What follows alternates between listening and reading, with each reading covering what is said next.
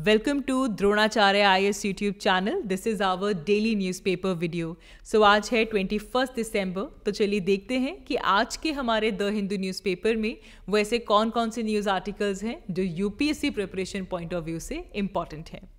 तो आज हम सबसे पहले बात करेंगे 3 क्रिमिनल बिल्स की, क्योंकि रिसेंटली लोकसभा में 3 क्रिमिनल बिल्स जो हैं उन्हें पास किया गया है। कौन कौन से ये 3 क्रिमिनल बिल्स हैं, इनका इंटेंट क्या है, उसे हम इसमें डिस्कस करेंगे। नेक्स्ट हम बात करेंगे कोविड के एक न्यू वेरिएंट के बारे में। कोरोना वायरस का एक न्यू वेरिएंट JN.1 की हम डिस्कशन करेंगे। रिसेंट सेशन जो हमारा लोकसभा पार्लियामेंट में चल रहा है, वहाँ पे टेलीकॉम बिल 2023 भी पास किया गया है। Will talk about this as well. And then आज के पेपर में COP28 के आउटकम्स क्या रहे हैं, इससे रिलेटेड एक बड़ा अच्छा आर्टिकल आया है।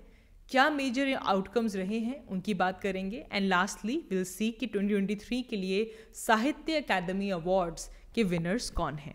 So let's begin with it.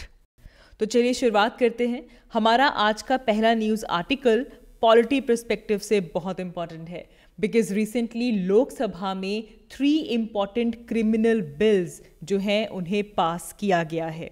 In 3 criminal bills के थ्रू हमारे कंट्री का जो जस्टिस सिस्टम है उससे रिफॉर्म करने की कोशिश है। तो सबसे पहले आपको पता होना चाहिए कि ये 3 नए बिल्स हैं कौन कौन से। सो फर्स्ट वन इज भारतीय न्याय संहिता बिल, सेकेंड वन इज भारतीय नागरिक सुरक्षा संहिता, एंड थर्ड वन इज भारतीय साक्ष्य बिल 2023। ठीक है। एंड यहाँ पे समझने वाली बात यह है कि हमारे इंडिया का जो क्रिमिनल जस्टिस सिस्टम है, अब इसमें क्या होता है, हमारे पास लॉज हैं, प्रोसेसेस हैं, अलग अलग ऐसे इंस्टीट्यूशंस हैं जिनका एक एम है कि इंडिया में जो क्राइम्स हैं उन्हें हम प्रिवेंट कर सकें, उन्हें हम प्रॉपरली डिटेक्ट कर सकें, प्रोसिक्यूट करें और पनिश करें, और साथ ही में लोगों के जो राइट्स हैं और जो सेफ्टी है उसे भी हम इंश्योर कर पाएँ। तो ये जो क्रिमिनल जस्टिस सिस्टम है, इसमें हमारी पुलिस फोर्स आ जाती है, जुडिशियल इंस्टीट्यूशंस आ जाते हैं, लेजिस्लेटिव बॉडीज़ आ जाती हैं, कहीं पे कोई इन्वेस्टिगेशन एजेंसी है, कोई फॉरेंसिक एजेंसीज़ हैं। इन सब का काम क्या है कि इंडिया के अंदर जो क्राइम्स हैं उन्हें प्रिवेंट करना, प्रोटेक्ट करना, प्रोसिक्यूट करना, ख़त्म करना और लोगों के राइट्स और सेफ्टी को इंश्योर करना। ठीक है। अभी तक हमारे पास जो क्रिमिनल जस्टिस सिस्टम में जो लॉज चल रहे हैं उनकी शुरुआत हुई थी कॉलोनियल टाइम्स में, ब्रिटिश टाइम्स में ये लॉज बनाए गए थे। For example IPC, Indian penal code 1860, ये हमारे इंडिया का ऑफिशियल क्रिमिनल कोड है जो कि 1860 के अंदर ड्राफ्ट किया गया था, क्योंकि इससे पहले आप हिस्ट्री में पढ़ते हैं कि 1833 में चार्टर एक्ट आता है। उसके तहत इंडिया का पहला लॉ कमीशन एस्टैब्लिश किया जाता है 1834 में, जिसके बाद जिस लॉ कमीशन के काम के बाद हमारे पास हमारा official criminal code of India बनाया जाता है इन 1860। और हम अब कहाँ पहुँच चुके हैं? We are right now in 2023। इतने पुराने लॉज चलते हुए आ रहे हैं, राइट। तो इस IPC को रिप्लेस करने के लिए, इसे रिफॉर्म करने के लिए लाया गया है भारतीय न्याय संहिता बिल 2023। अब इसमें मेजर चेंजेस क्या हैं? देखो, IPC में तो 511 सेक्शंस थे, इस भारतीय न्याय संहिता बिल में 356 सेक्शंस डाले गए हैं। ठीक है। बहुत सारे सेक्शंस अमेंड किए गए हैं, कुछ सेक्शंस ऐड किए गए हैं, कुछ सेक्शंस रिपील किए गए हैं। तो बेसिक आइडिया ये है कि हमारा जो 1860 के अंदर दौर कुछ और था, ब्रिटिशर्स इंडिया में थे, उस टाइम पे जो ऑफिशियल कोड बनाया गया था फॉर क्रिमिनल कोड बनाया गया था, उसे रिफॉर्म करके भारतीय न्याय संहिता बिल लेकर आया गया है, जिससे कि IPC को रिप्लेस किया जाएगा और ये बिल लोकसभा में पास हो गया है। अच्छा, अब इसमें बहुत सारी चीज़ें आई हैं। एक तो क्या है, ये 2023 वाले बिल में टेररिज्म को डिफाइन किया गया है। It has defined terrorism. और इसी के साथ साथ कुछ और ऑफेंसेस जैसे कि separatism, armed rebellion against government, या फिर ऐसी situations which are challenging the sovereignty of our country, इन सब को प्रॉपरली इस बिल के अंदर डिफाइन किया गया है। साथ ही में ये जो हमारा भारतीय न्याय संहिता है, इसमें जो सेडिशन है हमारा, ठीक है, जो ऑफेंस ऑफ सेडिशन है, उसे रिपील कर दिया है। बिकॉज सेडिशन की जब हम बात करते थे तो बार बार हम इसे क्रिटिसाइज करते थे कि ये कॉलोनियल टाइम्स में बनाया गया था, जिससे कि लोगों की जो फ्री स्पीच है, जो डिसेंट है, उसे कर्ब किया जाता था, ये बोल के कि ये सेडिशन हो रही है। लेकिन आज़ाद भारत में हमारे इंडिपेंडेंस के बाद हमें इस तरह के सेडिशन लॉ की ज़रूरत नहीं है, इस ऑफेंस की ज़रूरत नहीं है। तो इसीलिए भारतीय न्याय संहिता में सेडिशन को भी रिपील कर दिया गया है। फिर यहाँ पे कैपिटल पनिशमेंट जो है उसे प्रिस्क्राइब किया जाएगा as the maximum sentence for mob lynching. अब देखिए, मॉब लिंचिंग एक ऐसा इशू है जो कि कुछ रिसेंट ईयर्स में बहुत ज़्यादा हमें देखने के लिए मिला। तो मॉब लिंचिंग के केस में maximum sentence should be of capital punishment, ये इसमें ऐड किया गया। तो बहुत सारे अपडेट्स किए गए और जिसके थ्रू इंडियन पिनल कोड को रिप्लेस किया जाएगा by the fresh and reformed भारतीय न्याय संहिता बिल। ठीक है जी। सिमिलरली हमारे पास नेक्स्ट आता है भारतीय नागरिक सुरक्षा संहिता बिल। अब इसमें क्या है, इसमें हमारे इंडिया के पास पहले है CRPC which is code of criminal procedure which was enacted in 1973। ठीक है। अब CRPC में क्या है, इसमें ये प्रोसीजर्स दिए जाते हैं कि क्रिमिनल लॉ को इंडिया में किस तरह एडमिनिस्टर किया जाए। तो ये 1973 में आया था और इससे रिप्लेस किया जाएगा विद भारतीय नागरिक सुरक्षा संहिता बिल। ठीक है जी। इसमें भी बहुत सारे चेंजेस प्रपोज किए गए हैं, जैसे कि खास तौर पे अब बदलते टाइम के साथ हमारे पास अलग अलग टेक्नोलॉजीज़ आ गई हैं। तो यहाँ पे ये प्रमोट किया जा रहा है कि हम इन टेक्नोलॉजीज़ को यूज़ करें ट्रायल्स में, अपील्स में, even if when it comes to recording the deposition, video conferencing allow की जाए फॉर द प्रोसीडिंग्स। अच्छा, इस बिल में एक और चीज़ है कि जो स्टेटमेंट होती है, लाइक फॉर एग्जाम्पल कोई सेक्शुअल वायलेंस है, उसके जो सर्वाइवर्स हैं उनकी video recording of the statement is very compulsory. इससे ये देखा जाता है कि ओके, जो एविडेंस है वो प्रिजर्व्ड रहे, उनको किसी तरह से मैनिपुलेट ना किया जाए, डराया ना जाए, उनके बयान को ना बदला जाए। तो इसीलिए सेक्सुअल वायलेंस के केसेस के अंदर वीडियो रिकॉर्डिंग जो होती है स्टेटमेंट की, उसे कंपलसरी किया गया। तो टेक्नोलॉजी को अब इसमें डालकर इसकी इफ़ेक्टिवनेस को और बढ़ाने की कोशिश की जा रही है। इस बिल में ये भी कोशिश की जा रही है कि हमारी जो पुलिस है उसे किसी भी कंप्लेन के स्टेटस के बारे में 90 डेज के विद इन इन्फॉर्म करना होगा, जिससे कि अकाउंटेबिलिटी और ट्रांसपेरेंसी भी बढ़ पाए। ठीक है। और बहुत से रिफॉर्म्स यहाँ पे किए गए हैं। नेक्स्ट हम बात करेंगे हमारे तीसरे बिल की, विच इज़, पहले हमारे पास था इंडियन एविडेंस एक्ट। ठीक है। अच्छा, अब इंडियन एविडेंस एक्ट की अगर हम बात करें तो 1872 में हमारी जो इंपीरियल लेजिस्लेटिव काउंसिल थी उसने इस इंडियन एविडेंस एक्ट को पास किया था। अब आप देखें, again we talking about 1872, British Raj की हम बात कर रहे हैं। तो इसमें क्या है कि एविडेंसेस किस तरह इंडिया के कोर्ट्स में एडमिट होंगे, उसे लेकर रूल्स और गाइडलाइंस यहाँ पे सेट की जाती हैं कि किस तरह हमारे इंडियन कोर्ट ऑफ लॉज में एविडेंसेस को एडमिट किया जाएगा। इसे कौन डील करता था? Indian evidence act of 1872। लेकिन इसे रिप्लेस करके लाया जा रहा है Bharatiya Sakshya bill 2023। So these are our 3 important criminal bills जो कि इंट्रोड्यूस किए गए थे लोकसभा में, अगस्त में इंट्रोड्यूस किए गए थे, एंड देन इसे पार्लियामेंट्री कमेटी के पास रिकमेंडेशंस के लिए भेजा गया था। And now after all of this, ये हमारे लोकसभा के अंदर ये तीनों बिल्स पास हो चुके हैं। आगे बढ़ते हैं। हमारा next news article health perspective से बहुत इंपॉर्टेंट है, बिकॉज यहाँ पे हम कोरोना वायरस के JN.1 वेरिएंट की बात कर रहे हैं। ठीक है। सबसे पहले इंडिया में केरला के अंदर इस JN.1 वेरिएंट को आइडेंटिफाई किया गया। So basically there was a traveller who was coming from Singapore to Tamil Nadu, and वहाँ पे ये जो केसेस हैं उन्हें आइडेंटिफाई किया गया ऑफ JN.1 वेरिएंट। ठीक है। अब इसे लेकर गवर्नमेंट ने भी कुछ कोविड अलर्ट्स जो हैं वो इशू किए हैं। सेंट्रल गवर्नमेंट ने स्टेट गवर्नमेंट्स को गाइडलाइन दिया है, एडवाइजरी इशू की है कि वो अपनी हेल्थ अरेंजमेंट्स जो हैं उन्हें एडिक्वेटली मैनेज कर लें। अभी साथ ही में एक और चीज़ ये आई थी कि WHO ने JN.1 को एक सेपरेट वेरिएंट ऑफ इंटरेस्ट के तौर पे क्लासीफाई कर दिया है। वो इसलिए क्योंकि जब हम सबसे पहले जब हम JN.1 वेरिएंट की बात कर रहे थे तो हमने ये देखा कि पहले हमारे पास आया था पिरोला। ठीक है, पिरोला वेरिएंट। तो हमने कहा था कि ये जो JN.1 है, this is basically the sub variant of Pirola. ठीक है, पिरोला हमारे पास मेन वेरिएंट है और JN.1 जो है that is the sub variant of Pirola.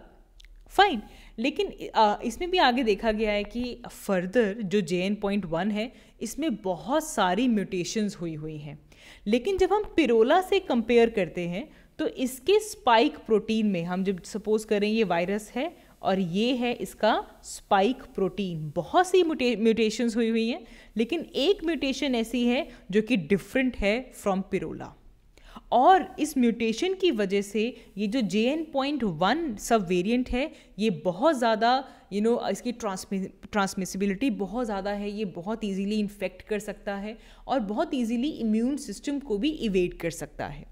ठीक है, तो ये एक कैरेक्टरिस्टिक आई है JN.1 की। इसकी ट्रांसमिशन बहुत क्विक है और इसकी सिवेरिटी भी ज़्यादा है।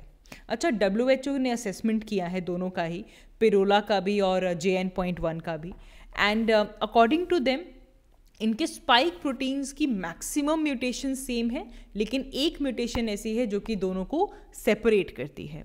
अब देखिए, इससे एक ग्लोबल कंसर्न जो है वो राइज हो रहा है, क्योंकि ग्लोबली पिरोला और JN.1 से रिलेटेड जो कोविड के केसेस हैं वो राइज हो रहे हैं, US में भी, यूरोप में भी, सिंगापुर में भी और चाइना में भी, और अब हमारे पास इंडिया के अंदर भी हमें JN.1 सब वेरिएंट के केसेस देखने के लिए मिले हैं। ठीक है, सो लगातार इसके ऊपर नज़र बनानी ज़रूरी है।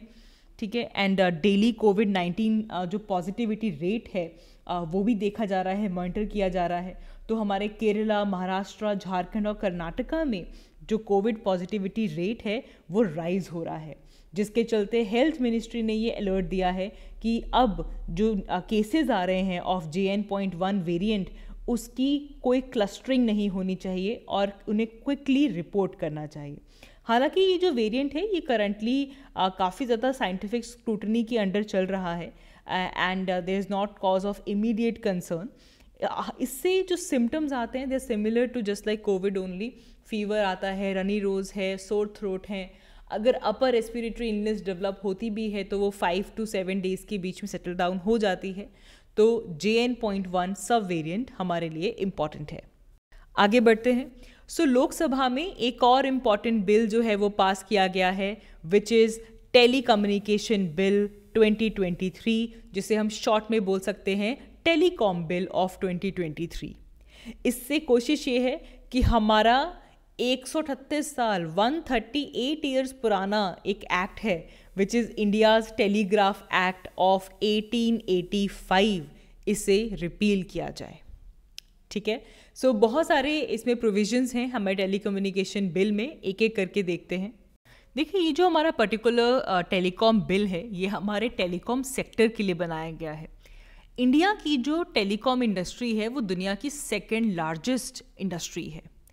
बहुत बड़ा हमारा बेस है यूज़र्स का जो कि टेलीकॉम सर्विसेज यूज़ करते हैं, और इस टेलीकॉम सेक्टर को अगर हम FDI इनफ्लो देखें इंडिया का तो 4th लार्जेस्ट सेक्टर है in terms of FDI inflow. 6% FDI की टोटल जो इनफ्लोज हैं वो टेलीकॉम सेक्टर के थ्रू होती हैं। ठीक है, सो इसीलिए इसे रिफॉर्म करने के लिए ये जो बिल आया है ये बहुत इंपॉर्टेंट है। सो इस बिल से हमारे टेलीकॉम सेक्टर के जो रेगुलेटरी और जो लाइसेंसिंग रिजीम है इसे रिफॉर्म किया जा रहा है, इसे सिंप्लीफाई किया जा रहा है। ठीक है, जो टेलीकम्युनिकेशंस के लिए जो लाइसेंसिंग रिजीम बनाई गई है उससे ज़्यादा से ज़्यादा सिंप्लीफाई किया जाए। एंड हमारे इंडिया में टेलीकॉम इंफ्रास्ट्रक्चर की क्रिएशन में जो भी बॉटल नेक्स हम एक्सपीरियंस करते हैं उन सबको भी यहाँ पे रिमूव करने की कोशिश की गई है। Along with it is allowing the government to temporarily take the control of telecom services in the interest of national security। ठीक है, नेशनल सिक्योरिटी के इंटरेस्ट में हमारी गवर्नमेंट टेम्परेरीली टेलीकॉम सर्विसेज का जो कंट्रोल है वो ले सकती है। एंड साथ ही में यहाँ पे एक नॉन ऑक्शन रूट प्रोवाइड किया जाएगा when it comes to allocation of satellite spectrum. तो जब स्पेक्ट्रम की असाइनमेंट होती है, एलोकेशन होती है, तो इसमें जो ऑक्शन किया जाता था अब इसके साथ में एक नॉन ऑक्शन रूट जो है वो भी प्रोवाइड किया जा रहा है। और इस बिल में खास तौर पे ये ध्यान दिया जा रहा है कि सेंट्रल गवर्नमेंट की कोशिश है कि इस तरह के मेजर्स प्रोवाइड किया जाए जिससे कि हम यूजर्स को प्रोटेक्ट कर सकें। लाइक फॉर एग्जांपल सपोज करें if somebody is receiving a specified message तो उससे पहले उनको एक प्रायर कंसेंट मिलना चाहिए। साथ ही में डू नॉट डिस्टर्ब रजिस्टर भी यहाँ पे क्रिएट किया जा रहा है। स्पेक्ट्रम एलोकेशन के साथ साथ ऑथराइजेशन जो है वो भी सेंट्रल गवर्नमेंट से रिक्वायर्ड होगी। अगर इंडिया में टेलीकम्युनिकेशंस इस्टेब्लिश करनी है, ऑपरेट करनी है, तो ये टेलीकम्युनिकेशन सर्विसेज के लिए जो भी रेडियो इक्विपमेंट्स है कोई पोजेस कर रहा है तो ऑथराइजेशन जो है उसे सेंट्रल गवर्नमेंट से रिसीव करना होगा। सो लोकसभा ने इस बिल को पास कर दिया है। अब इसके बाद ये बिल राज्यसभा में जाएगा। Once Rajya Sabha also passes it and then it will go to the president for the president's assent. ठीक है, तो एज ऑफ नाउ अपडेट ये है कि टेलीकॉम बिल जो है वो लोकसभा ने पास कर दिया है। मूविंग अहेड, हमारे आज के न्यूज़पेपर में एक बड़ा अच्छा आर्टिकल आया है which is talking about the outcomes of COP28 climate summit. Well, हम लगातार COP28 क्लाइमेट समिट को फॉलो कर रहे थे, लेकिन अगर आप में से किसी को थोड़ी सी भी डाउट है कि क्या आउटकम निकला है COP28 का, मेजर टेकअवेज क्या हैं, तो आपके लिए ये पर्टिकुलर आर्टिकल है। तो हमारे UNFCCC United Nations framework convention on climate change, इनकी कॉन्फ्रेंस ऑफ पार्टीज होती हैं हर साल, जिसे हम बोलते हैं COP। इस COP का 28 सेशन जो था वो इस साल दुबई में हुआ, जिसलिए हम शॉर्ट फॉर्म में बोलते हैं COP28, जहाँ पे कंट्रीज़ ने डिस्कशंस की कि वो क्लाइमेट क्राइसिस को टैकल करने के लिए कौन कौन से कॉन्क्रीट स्टेप्स लेंगी। बहुत सी नेगोशिएशंस यहाँ पे हुई, किस तरह मिटिगेशन की जाए, कैसी अडेप्टेशन स्ट्रैटेजीज होनी चाहिए। अच्छा, इन सब के लिए फाइनेंशियल मैकेनिज्म कैसा होना चाहिए, and also one important thing, developing countries और डेवलप्ड कंट्रीज़ का क्या स्टैंड है when it comes to climate action. ये सब डिस्कशंस यहाँ पे हुई हैं। अगर हम मेजर पॉइंट निकालें तो सबसे पहले हमारे पास आता है लॉस एंड डैमेज फंड। याद होगा आपको, हमने इसकी बात की थी, लॉस एंड डैमेज फंड ना। अभी देखिए हमारे पास COP28 हुआ था, लेकिन इससे पहले COP27 में एक एग्रीमेंट किया गया था कि एक लॉस और damage fund LND fund create किया जाएगा। ठीक है, और इस बार लास्ट ईयर जो डिस्कशंस हुई थी वो इसके ऊपर थी कि फ़ंड की जो मैनेजमेंट है वो कैसे होगी, इन सब के बारे में इसकी बात हुई थी। लेकिन अब फाइनली इस फंड को ऑपरेशनलाइज किया गया इन COP28। ठीक है, एंड ये जो फंड है, as the name suggest, loss and damage fund, climate change की वजह से जिन जिन कंट्रीज़ के अंदर जो लॉसेज हो रहे हैं, जो डैमेजेस हो रहे हैं, उनकी भरपाई के लिए ये लॉस एंड डैमेज फंड जो है इसे ऑपरेशनलाइज किया गया। फाइन, नेक्स्ट हम बार बार बात कर रहे थे ग्लोबल स्टॉक टेक की। आपको बहुत जगह GST लिखा हुआ मिलेगा फॉर दिस पर्टिकुलर थिंग। यहाँ पे भी हमने बात की थी कि पहली बार COP समिट में पहला ग्लोबल स्टॉक टेक जो है वो उसे कंक्लूड किया गया, जिसमें कि सभी कंट्रीज़ क्या प्रोग्रेस कर रहे हैं when it comes to meeting their goal, their agreement जो पेरिस एग्रीमेंट के थ्रू उन्होंने किया है, उसे मीट करने के लिए उनके जो गोल्स हैं उसे कितना पूरा कर रहे हैं, इसकी असेसमेंट ग्लोबल स्टॉक टेक के थ्रू की गई। ठीक है जी, एंड देन ग्रीन फाइनेंस के ऊपर यहाँ पे बहुत बात हुई है कि किस तरह ये रिस्पॉन्सिबिलिटी है डेवलप्ड कंट्रीज़ की वो क्लाइमेट फाइनेंस को लीड करें, डेवलपिंग कंट्रीज़ को हेल्प करें, जिससे कि डेवलपिंग कंट्रीज़ की जो अडेप्टेबिलिटी है, जो मिटिगेशन है, वो यहाँ पे इंक्रीज़ हो सके। इसकी हमने यहाँ पे बहुत डिटेल में से डिस्कस किया है, तो इसीलिए मैं यहाँ पे सिर्फ आपको ब्रीफिंग्स दे रही हूँ कि आपने कौन कौन से मेजर टेकअवेज जिनके बारे में आपको पता होना चाहिए। नंबर तो हो गया आपका 1, लॉस एंड डैमेज फंड, ये आपके लिए इम्पॉर्टेंट है। Number 2 is global stock take GST। Then यहाँ पे ग्रीन फाइनेंस का जो इशू है उसे भी यहाँ पे एड्रेस किया गया है। ठीक है, कि एक इनोवेटिव ग्रीन फाइनेंशियल सिस्टम जो है, मैकेनिज्म जो है, उसे इस्टेब्लिश किया गया ताकि ग्रीन एनर्जी, सस्टेनेबल प्रैक्टिसेस की तरफ जो ट्रांजिशन है वो फैसिलिटेट हो पाए। ठीक है जी। एंड इंडिया का क्या यहाँ पे वो रहा था, रोल रहा था COP28 में, हमने डिस्कस भी किया है इसे बार बार, किस तरीके से जब ग्लोबल स्टॉक टेक की डिस्कशंस हो रही थी, ड्राफ्ट्स आ रहे थे, वहाँ पे phasing out and phasing down के बीच में एक बहुत बड़ी डिबेट हो रही थी and India finally signed it, जो हमारे पास न्यू डिक्लेरेशन है, एग्रीमेंट है, जब यहाँ पे बात हुई कि हम धीरे धीरे हर कंट्री अपनी अपनी कैपेसिटी के हिसाब से फॉसिल फ्यूल्स, कोल के जो यूज़ है उसे फेज़ डाउन करेंगे, ना कि फेज़ आउट करेंगे ना। मैं इसे दोबारा नहीं बोल रही हूँ क्योंकि हम पिछले कह लीजिए कि 1 महीने से इन टॉपिक्स को बहुत बहुत बहुत डिटेल में डिस्कस कर रहे हैं। If somebody has missed anything, I would suggest कि आप आज के द हिंदू न्यूज़पेपर का ये पर्टिकुलर न्यूज़ आर्टिकल ज़रूर फॉलो करें। लास्टली हमारे पास एक मिसलेनियस अपडेट है विच इज़ रिलेटेड टू साहित्य अकेडमी अवार्ड्स। ठीक है, देखिए ये जो साहित्य अकेडमी है, दिस वाज फाउंडेड इन 1954।